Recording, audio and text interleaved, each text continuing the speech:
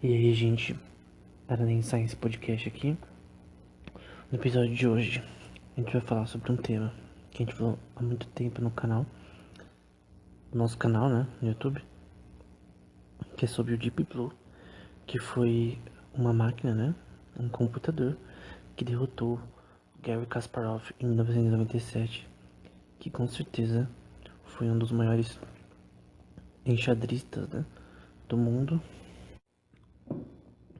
um jogador russo, né, no auge da Rússia com relação ao xadrez, né, que o governo russo investiu muito em bons enxadristas e o Kasparov foi produto dessa era, né? E naquela época ele com certeza era o melhor do mundo, né? Ele teve envolvimento posteriormente com tutorando o Magnus Carlsen, que é o melhor enxadrista atualmente, pelo menos é considerado o melhor do mundo. Mas no geral, Garry Kasparov era alguém de muito renome no xadrez na época que ele foi derrotado, em 1997, pelo Deep Blue, que era uma máquina, um computador com um algoritmo da IBM. E tudo foi também uma forma, não só de pesquisa, mas de mostrar a capacidade dos computadores, e foi um jogo comercial também da IBM, como eu vou falar posteriormente, né? A IBM sempre foi uma empresa, principalmente naquela época, hoje nem tanto, mas que focava em não só em lucrar, toda empresa tem que lucrar, mas ela tinha algumas questões éticas bem moralmente erradas, né? Passando perna em empresas e tal, empresas relacionadas à computação. E você pode ver qualquer documentário sobre a IBM, sobre isso, né? Então, naquela época a IBM não era um mocinho, e provavelmente foi um jogo comercial que eles fizeram pra vender mais computadores, né? Pra mostrar a superioridade deles na área da computação. Essa é só minha opinião, não é uma visão histórica propriamente, né? Mas eu tô com um artigo que explicou de forma resumida esse tema do Murray Campbell, Joseph Hoan Jr. e do Feng Huixing Hsu, que foram os três coautores relacionados ao Deep Blue e o resultado do sistema, sendo que o Feng foi aquele que jogou com a máquina, né? Porque o Deep Blue ia jogando, né? Com o Gasparov, enquanto ia jogando o Kasparov ia movendo as peças e o resultado que estava no computador, tinha a imagem do computador, o Feng ia lá e colocava o resultado, né? Ele jogava pela máquina, né? Não tinha um robô nem nada disso que jogava. No geral, principalmente o Feng, ele foi muito conhecido primariamente com relação a tentar fazer sistemas que conseguissem jogar xadrez, né?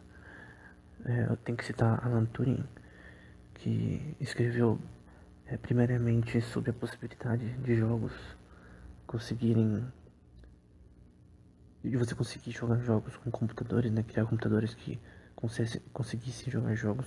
Então esse princípio vem desde Alan Turing, propondo no xadrez e, por incrível que pareça, até no Go, que a gente vai falar em outro episódio, né?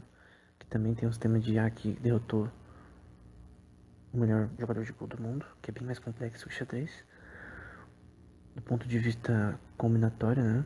O xadrez ele possui menos possibilidades do que o Go, o que até que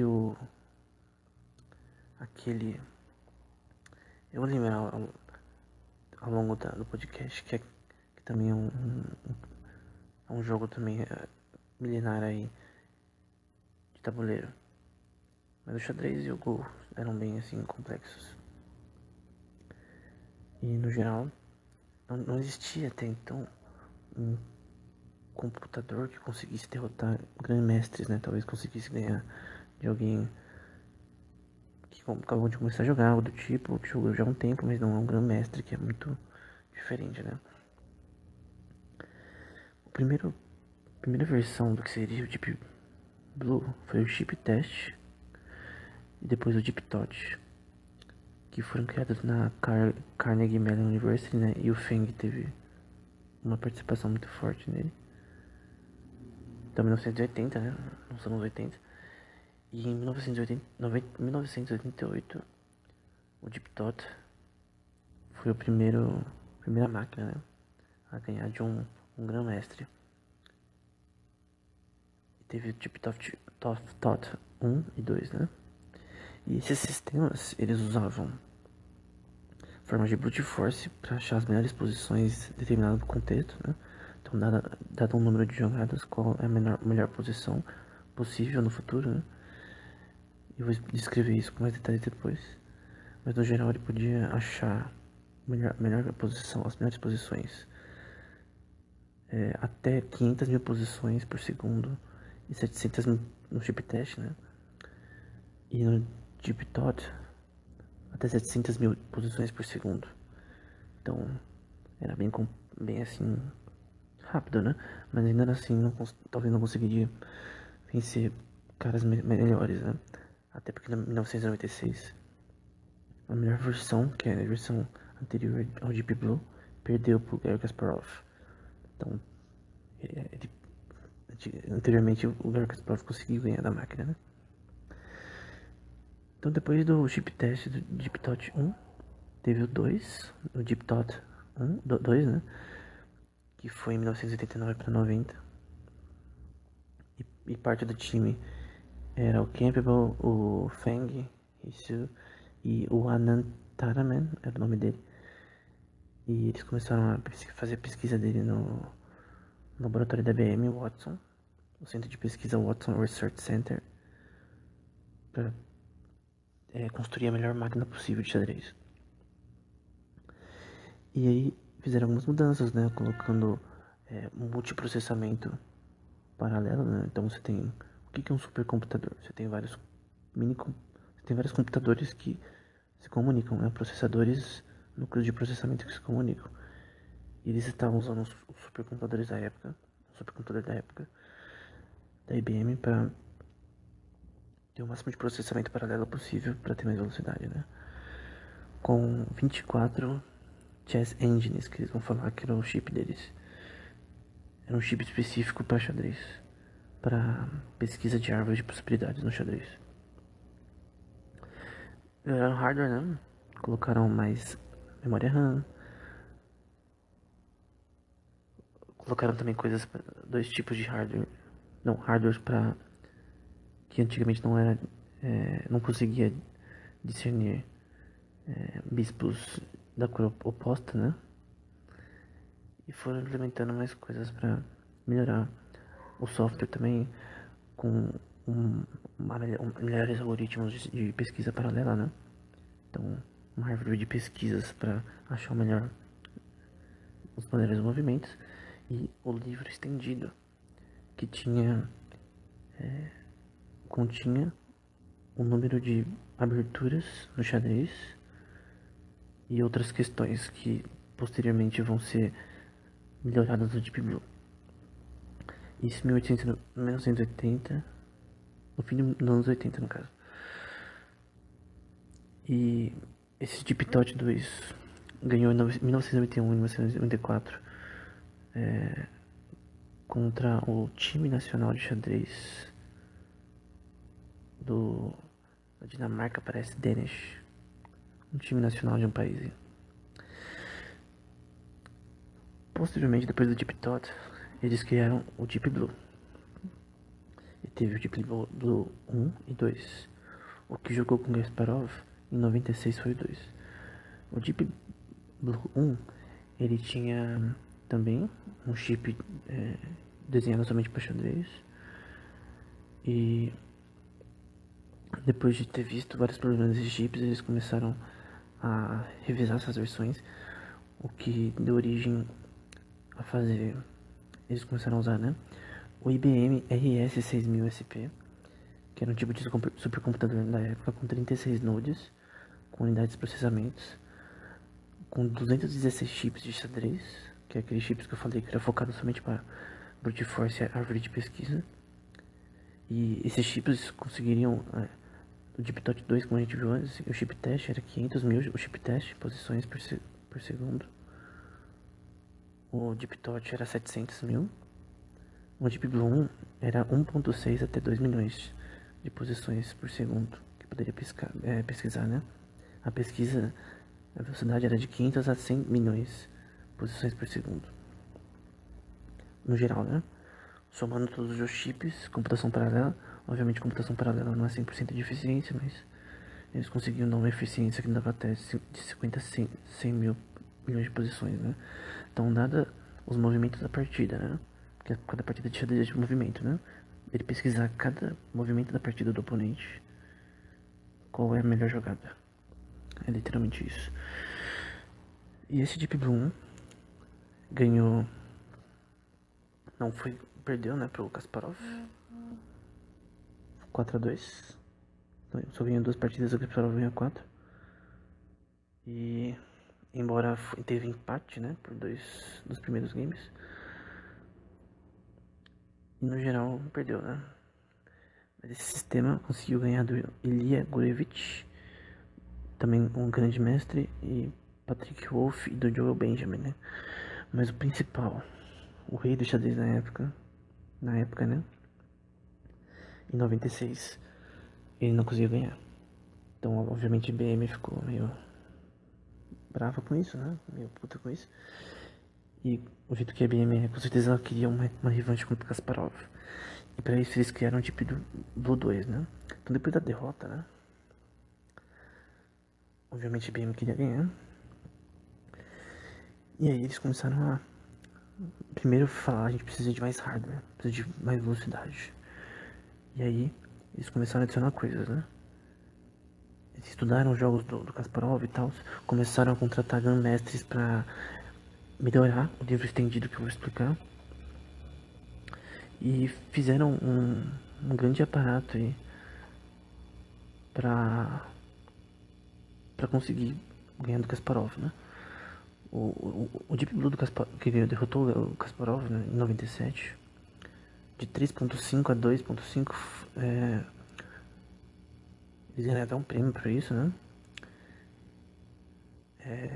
Teve uma preparação com o Larry Christensen e Michael Roth antes dessa jogada, e tinha um livro estendido bem maior, né? E eles fizeram muitas mudanças, né? Eles aumentaram a capacidade computacional do sistema. O algoritmo também teve algumas adições. O hardware foi também aumentado. O software, a árvore de pesquisa do software também foi mudada, parametrizada para ter funções melhores.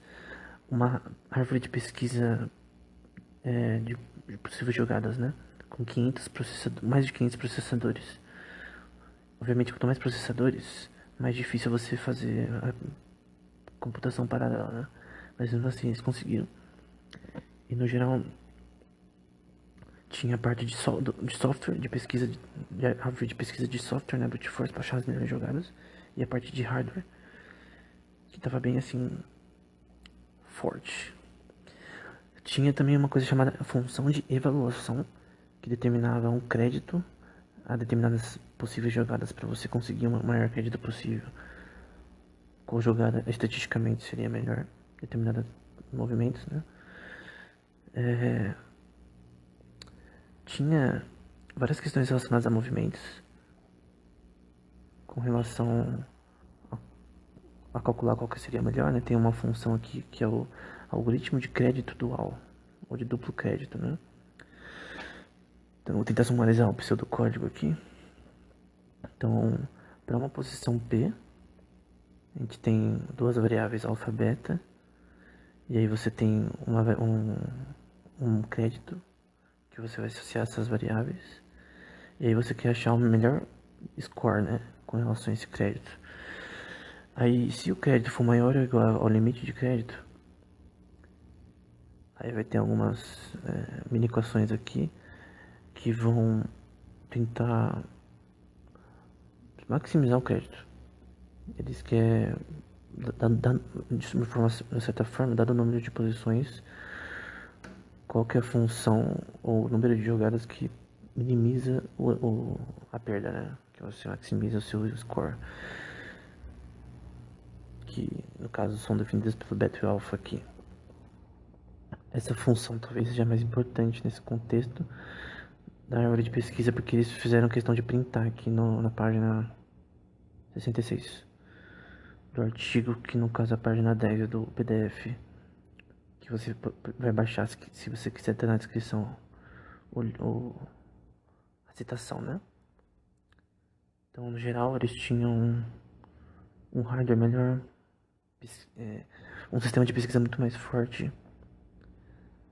Tudo o hardware era mais parametrizado. E uma coisa que, por mais que esse paper seja da área de inteligência artificial, o sistema da Deep Blue não tinha nada de inteligência artificial. Literalmente zero. E na verdade, quando o sistema perdeu para o Kasparov, eles mudaram tudo, mudaram o código, e o código, o resultado dependia do sistema em si. Tanto que se o Deep Blue jogasse com o Kasparov de novo, com o tempo, com certeza o Kasparov ia conseguir ganhar sempre do Deep Blue, porque ele não melhora. É diferente dos sistemas de IA que a gente tem que jogar xadrez hoje em dia, como o AlphaZero da DeepMind, que a gente vai falar em outro episódio, que é um sistema que ele aprende, usando IA de verdade, a melhorar, né? No caso, o Deep Blue não aprende, ele é estático. Então, o Deep Blue, no geral, questão de pesquisa paralela, que jogou contra o Kasparov, era o mesmo RIS 6000 SP da IBM, com 30 nodes, 480 chips de xadrez, né? Com 16 chips per node, né? Então cada bloco do node é literalmente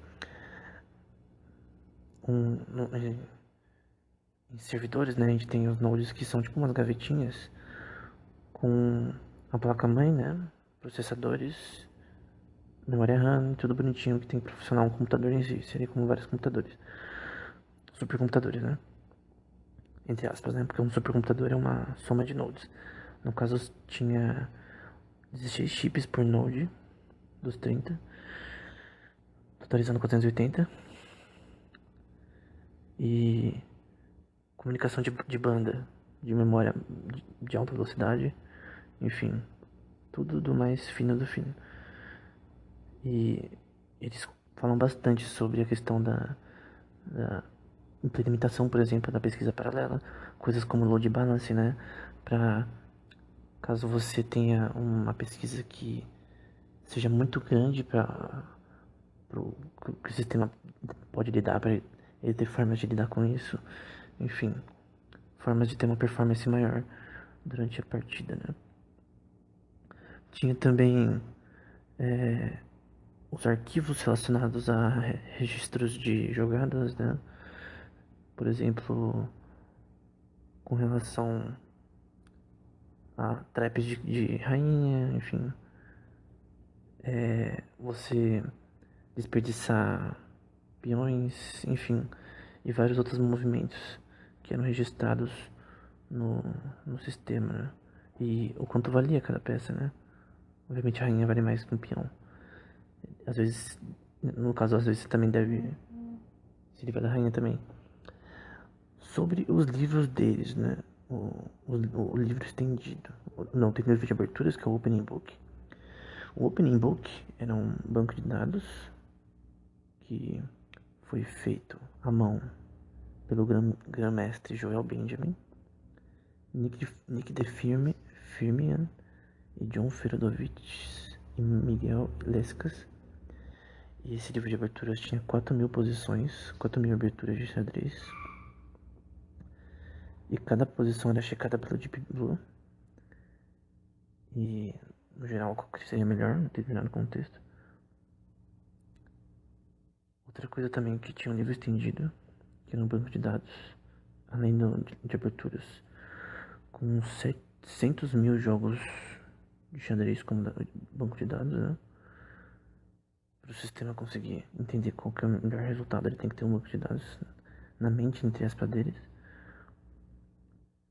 E, no geral, esse era é o livro estendido e o livro de aberturas, né? Aí os fatores no livro estendido, né? Tinha o número de,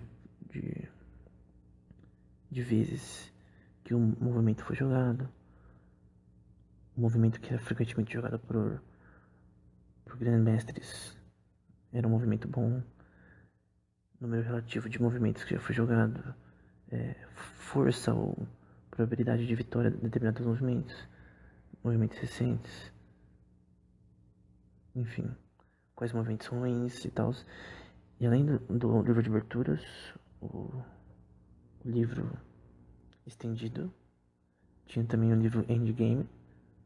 Pra quem joga xadrez sabe que Endgame, quando o jogo tá terminando, tem o Early Game, né, Mid Game e End Game, que é mais do final, que é mais difícil ainda você jogar pra você tentar ganhar, né, não empatar. Também tinha uma quantidade de End Games, né, que foram feitos pelo Ken Thompson, Sid Jones e também do Lewis Stiller, com vários tipos de jogadas para determinados endgames, né? Então você tinha um banco de dados para você ter uma árvore de pesquisa ainda mais eficiente, né? Embora a inteligência artificial seja bem diferente, lembrando de novo que o Deep Blue não usava inteligência artificial. E no geral, era isso, né? Quantos de dados ali? Eles dizem que tinha dos, dos bancos tinha 30 processadores que replicavam 4 peças dos 5 mais importantes bancos de dados no disco local. E dos bancos de dados remanescentes tinha 6 peças, que eram 2 de 20 gigas, né? Bastante na época. No geral,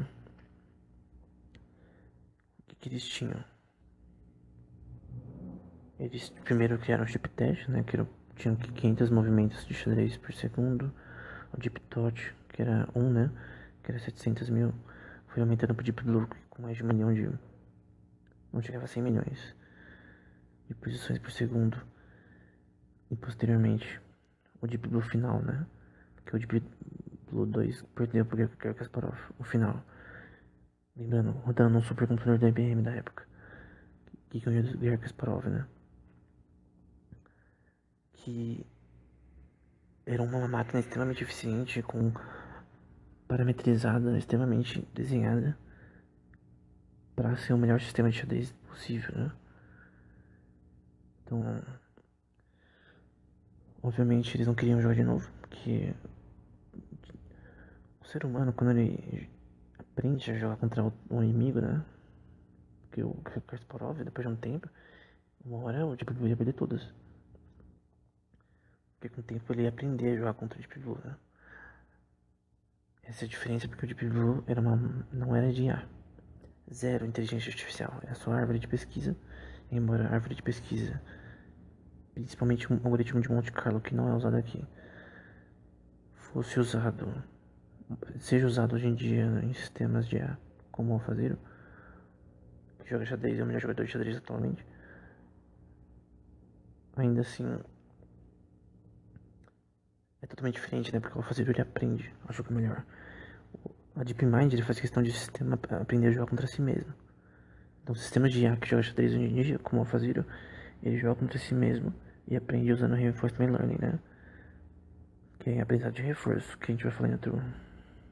Eu já falei sobre isso no primeiro episódio do canal, do podcast. Mas no geral, Reinforcement Learning você aprende com recompensas e penalidades, né? Então, determinados movimentos que são ruins, que fazem você perder, se cria penalidades numéricas, né? E movimentos bons que te levam a ganhar. Aumenta o que a gente chama de... Como era? Função de valor. É a função de valor, que é o maior valor possível de recompensas, né? Numéricas, né? Que faz você vencer, né? E assim o sistema se atualiza calculando vários gradientes ao longo do tempo, né? Nas partidas para melhorar. Então, o AlphaZero, ele constantemente vai ficando melhor. Agora, o Deep Blue, ele não ficava melhor. Por isso que a IBM Não quis jogar de novo, porque como o Kasparov perdeu, de repente até por nervosismo, o problema é que a máquina não tem nervosismo, né? A máquina ela joga o que ela tem que jogar, o ser humano não. Ele fica nervoso porque o Kasparov tava com um nervoso muito maior. De repente quando ele começou a perder. Tinha uma grande pressão da mídia também, foi um grande evento. Que foi noticiado do mundo, né? Então, eu vi um podcast dele com o Lex Friedman recentemente e ele tá bem de boa hoje em dia. Na época ele ficou muito bravo, ele falou, mas ele entende que os computadores eles um dia iam superar os seres humanos em jogos, né? Que foi uma previsão que eu achei incrível ainda do Alan Turing, né? O Alan Turing, vou deixar na descrição uma referência, não é de um artigo dele, mas é tipo um manuscrito dele que ele escreveu à mão, falando sobre a possibilidade de computadores jogarem jogos. Que na época as pessoas pensavam que era burrice, né? Mas enfim, Alan Turing talvez previu o que seria a derrota de Garry Kasparov, né? Que realmente computadores podem, feitos do jeito certo, né? Serem eficientes em jogos. Então é isso. Até o próximo episódio.